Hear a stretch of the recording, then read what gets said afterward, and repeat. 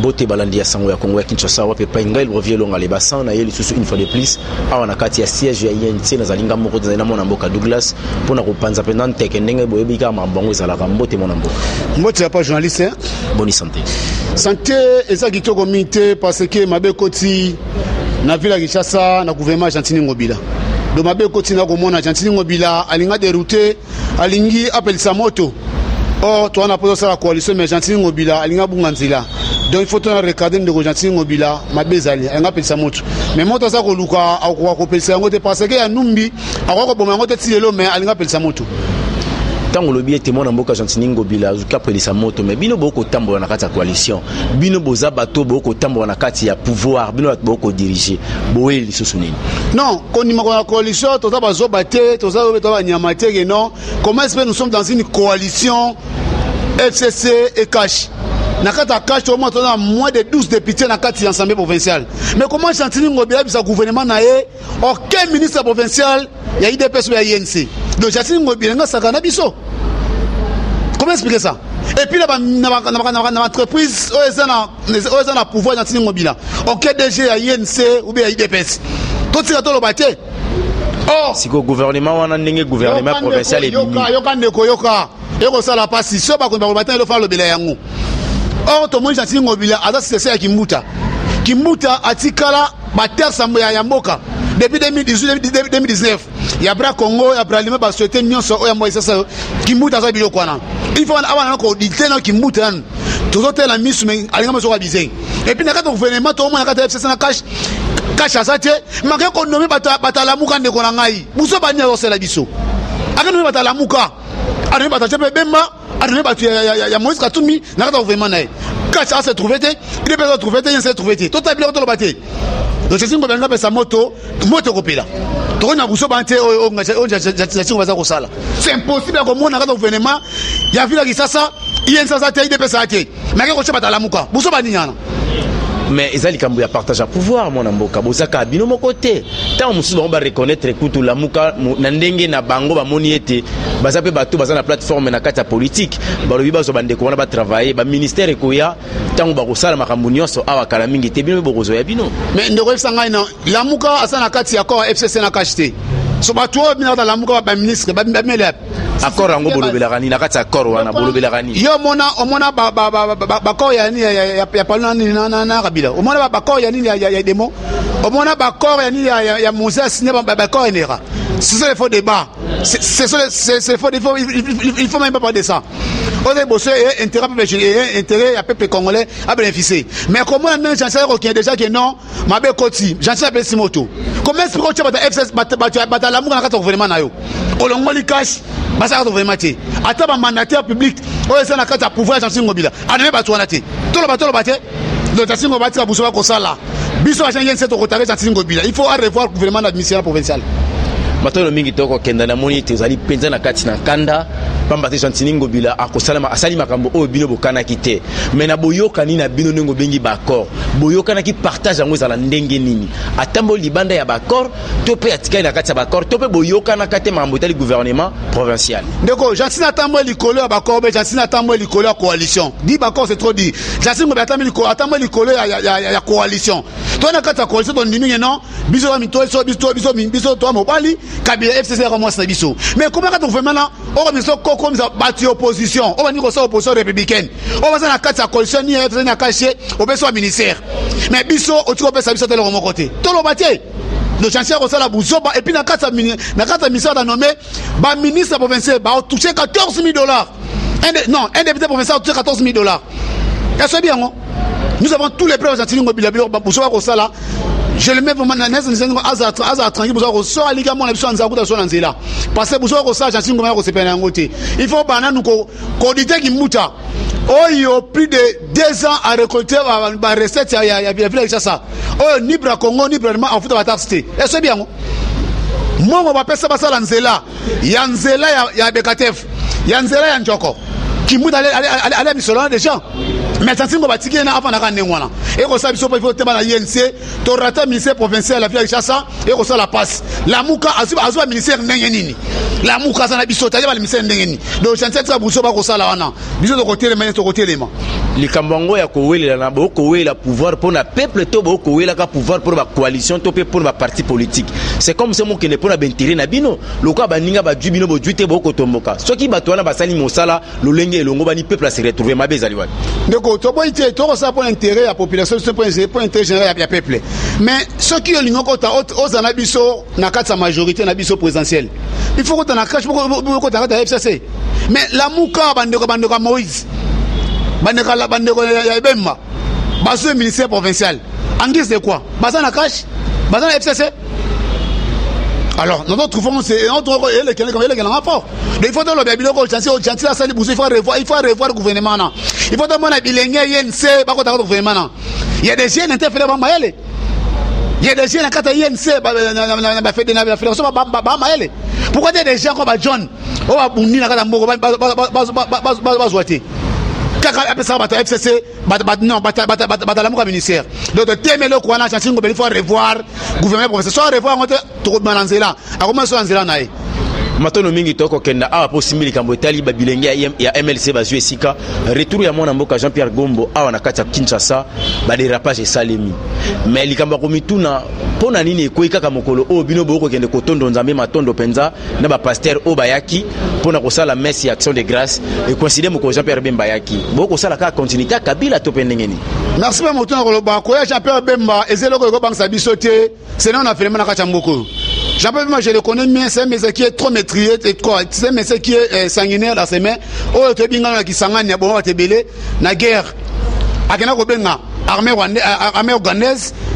ngama ya cede bakana ko armée rwandaise pour mabiso wa congolais na kata kisangani Bemba devait pas commencer à s'excuser na ba mort ya bon na kata mort kisangani plus de 6000 personnes na bon kata kisangani mais quand Jean-Pierre Bemba et ko bank sangai tira mali bosote 2000 ya tambola makolo asala meeting et belo mo côté même 2018 les balibé dans CP ayaka songaka et c'est le moment c'est non événement parce que Bemba n'est pas modèle dans ces pays c'est le là bata bomboko c'est le jeu de la muka c'est Jean-Pierre Bemba on a quand même deux jeux patrons il y a Sibé Zahir à Boba société on a Sibé Zahir oza malam o Bemba loba que non tata maman tel ngamo na yo o misalanzela tel ngamo no bien mais ka ko ndako to c'est Bemba bien ngote Bemba boya que non ba mettre sa salaire ya batu ya bakor un plus 4 c'était Bemba donc Bemba la modalité le collègue qui peut le congolais a mbie coup de chapeau to moni ba mbie ba se prendre nga cette édition qui toko mingi abi que non yé au sala opposition pacifique c'est-à-dire argent déjà ndeko Moïse Katumbi coup de chapeau mais ma besa passer au moni Bemba batunaye ba sali ba massacre belé il y a des policiers policiers au babomi il y a policiers oyo babuki bango maboko basaka to pita na deuxième miri mo tambo akana ko tala to mona katia na kimbutana basakaje la police première qui ani ya référent qui miana to moni ba ketcha mito ba pia bilo ba tout c'est bien accenté il y a même massacre na ba militant et bien so kalmi akaso mais ben n'est pas modèle dans ces pays et puis ko ba non biso to na katia ya ko kanga limiter non ben malinga ya ne mama ba se ba bi non to bloquer limiter ben mal katé mais mama ba zaiba ozama to tsako mi mama toyokana ki boye na gouverneur flex ça que ce même masai meeting asisi il faut danzela poids lourd akinanda kunae pona nini bolekisa bango ka poids lourd Martin Fayulu tanga yaka bolekisa ka poids lourd Jean-Pierre Bemba poids lourd bobanga ka bato wana ba kitalimete po bako yindisa topé bobanga ka nini non que soit Martin Fayulu c'est un petit fretin que soit Bemba il n'a pas modèle dans ces pays. L'idée est que ils ont fait le mot à gagner l'élection. Ou à l'idée incontestable. F Bazaï Baboya Kiango. A autre que ça là, les man à niveau top Congo, le bas qui était fachaza conscient. À Kenegout Kosé Nzambe pardon Moukolongo pas maté à reconnaître qui Kaïba qui va voir mon amboka Martin Fayulu. Ndekonangai, au moni batuma ko bunga comprendre. Au moins nous sommes des chrétiens. Même la Bible je sais que ça va bon. Tous vous êtes fatigués 20 ans mois, je n'aurai du repos. Ce les bisous du jour de CP là qui to célébrer mon grand le jour d'adoration et au kumisa kolo. Et ma bête ndekonangai. Asa mo konzamboka, amonga mboka na biso par-ci par-là, ma belle Kamini pendant 32 ans Mobutu. Nana sala action de grâce ba kumisa Nzambe. Kabila pendant régime 18 à celle dictature. Oya boma. Et so Kabila le cas action de grâce. Oya semble la bonne mboka. Mais ça premier citoyen. Ya République démocratique du Congo. Abi genote mikumba na biso ya mboka na biso. To pesa na mboka ya Nzambe. Babela so c'est pas besoin de pour ta kamambo, ma bezab. Donc à ça conseil non biso gana élection so gana élection ils étaient incapables il y a ko présenter ba élément na cour constitutionnel il y a combien ba élément ba ça incapable ko présenter ba PV vous comprenez donc dans gana élection et ça ndeko na biso chilo mo na benga ba joko pakebo il y a gana élection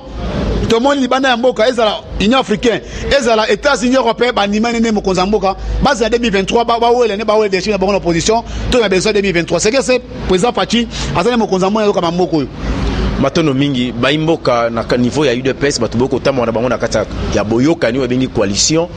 na niveau ya cash UDPS lobby bazala qui vraiment très mobilisé très méchant basilika ki na tinela ki nous même à image ya koluka ko maître président Vital Kamerhe ameka kolande la garde du corps na ye na kombo ya soki kabare soki kabare atindeli IDPS message par leur moko ya ba service ya renseignement na bango koloba ete asi abandi déjà koboma bayebi lisolo liwa ya mama Monique Kitoko et ba ozo continuer koboma le 30 juin à ressortir quelque chose. IDPS lobby base très fâché contre Vital Kamerhe ba lobby c'est comme si alingi aiba ko renverser pouvoir ya président Fachi à travers ba garde du corps na ye dikamongo ya ntebo ya mbiango ndengeni ndeko ekosala pasimi so batongo la biloko na moni même na Bible sote na Ecclésiaste chapitre 8 verset 8 biboye que nzambe moko azalaka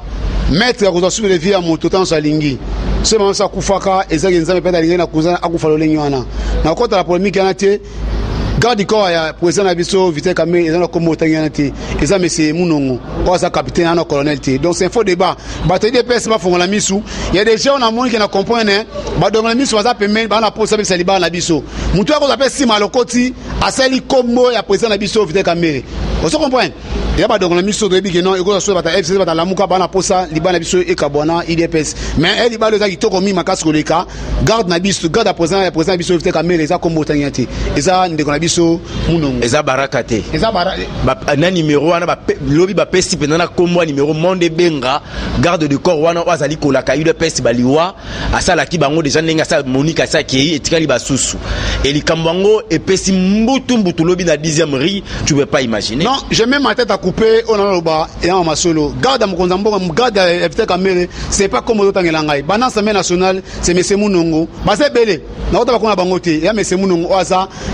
asimi sécurité mais c'est Munongo bana masolo peta potina na semaine nationale bela Vital Kamerhe aza ba garde ne o atambola na bango donc c'est fond dossier eza batu ya ba dongola misu oza na poste ba bisa libala na biso na IDPS na INC donc kota débat na te c'est un faux débat batu batika ko bebisa réputation ya Vital Kamerhe eza batu ba na bisa libala na biso to kota na polémique na te IDPS a fait la misu ils ont ba soit dans kata IDPS soit dans kata la muka soit dans kata FCC ba posa ba kabola biso na IDPS mais libala o coalition ya Messina na Cristiano mutako ko kabola yango ezati o ezati ke galisto pona yango déjà matono mingi bana so boko landa biso boko comprendre que lolenge ni makambo eko salema donc na kosenga na base vraiment ya IDPS lobby bozala qui très mobilisé pour les kambo oyo bo dimine ba attention bo dimine ba sensibilité boko ta kati na kati information pamba te wana de boko ba penda wapi pa imabe ezali déjà basi ba dénoncer topé ba lobby likambolo lenge ezala kapenza moto oya kengela ka mokonzi ya mboka topé mwana mboka Vital Kamerhe ezali na kombo ya baraka te ezali papa Munongo donc on a kosenga na bino nyonso ba président nyonso ya ba parlement debout bomeka kolanda likambango na lolenge ya malembe yamboye te bosala ba émission bosala ba vidéo pona ko mependa ba critique tango mosusu pe bato ngambo wana wa bengi ba dongolo miso basombi pe sim baba ni pe ko sabu ba menace bokoye ba neni ngeza bato ngambo wana bona ndelika mangu malembe tango bokozo ba bref solution ko yebana mona mboka tokomi penza mwa ko kita moke lelo oyo le 30 juin soulèvement populaire na ngambo la muka fête yango ya le 30 juin bino bokosala te na premier mandat na bino fête réalité bozoluka bo délocaliser to pe kozala te pe population to pe bande kwa la muka balobi le 30 juin soulèvement populaire ndeko kosala pas simila bana soulèvement populaire osala par rapport à quoi? Nous avons un président qui était élu pour consommer le PCI déjà Ningisa, Seigneur du Misae. Tout ça va pas quoi bientôt gouvernement ça gouvernement. Souvent populaire ça va pas quoi bana mbogani. Nabo Baimbo Kabalobi était Fachi azali bloqué par Kabila parce qu'il y a Sinaki Bakor. Voilà pourquoi Monique Mokezo marchete Mabe Ezali, il faut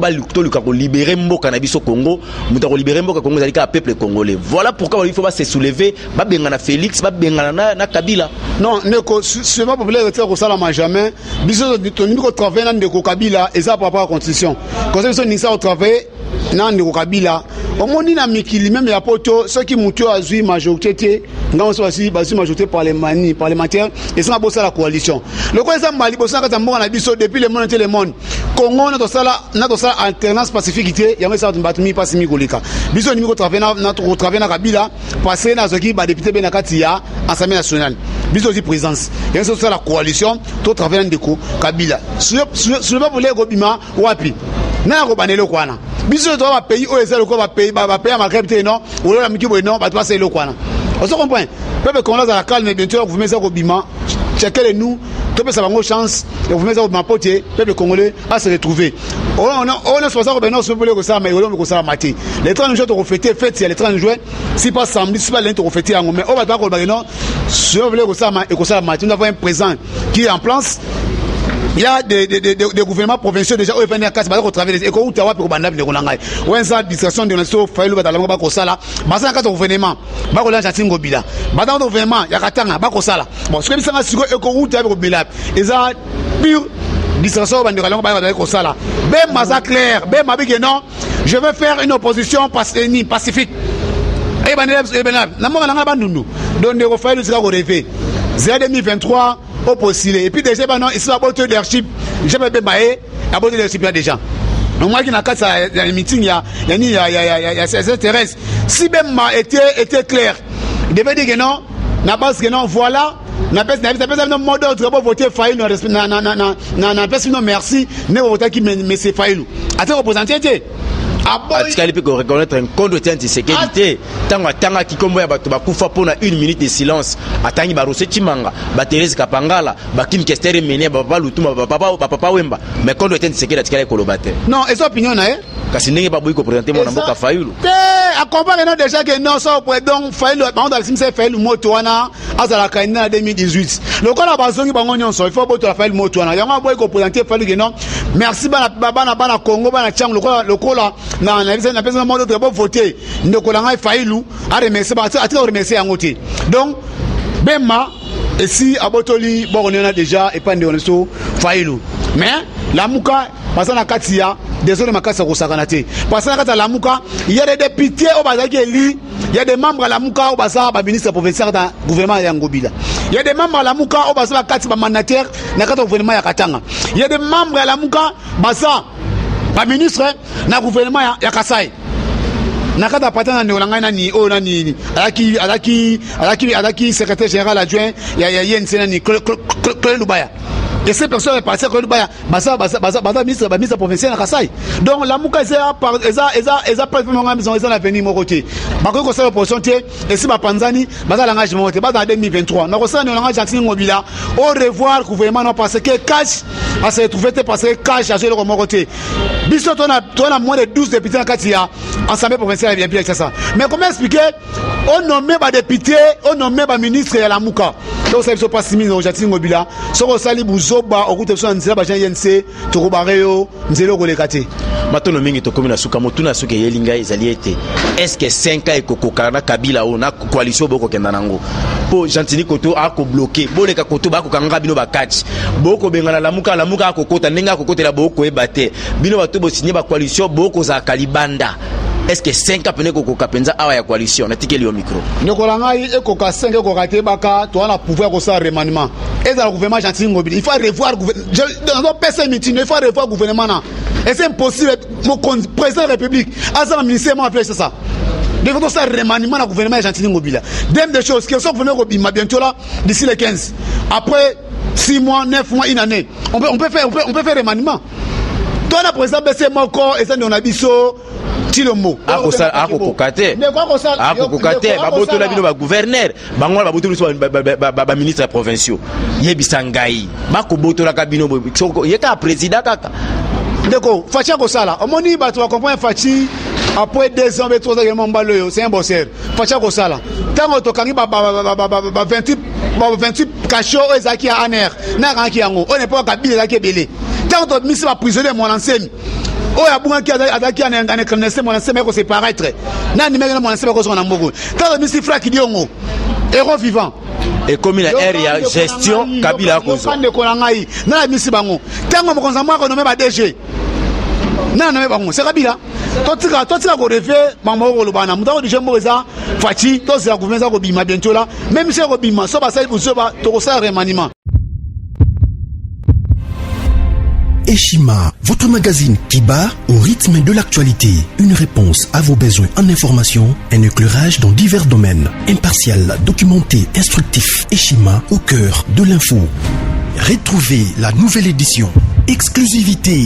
Joseph Kabila, une vie pour un empire. 4e président de la République démocratique du Congo et 17 ans passés au pouvoir. Pour y arriver, Joseph Kabila Kabange a incarné la stabilité et l'autorité. Imprévisible, tacticien et fin stratège, Kabila ne laisse rien paraître. À travers Kabila, la RDC a trouvé quelqu'un qui lui ressemble et la défend.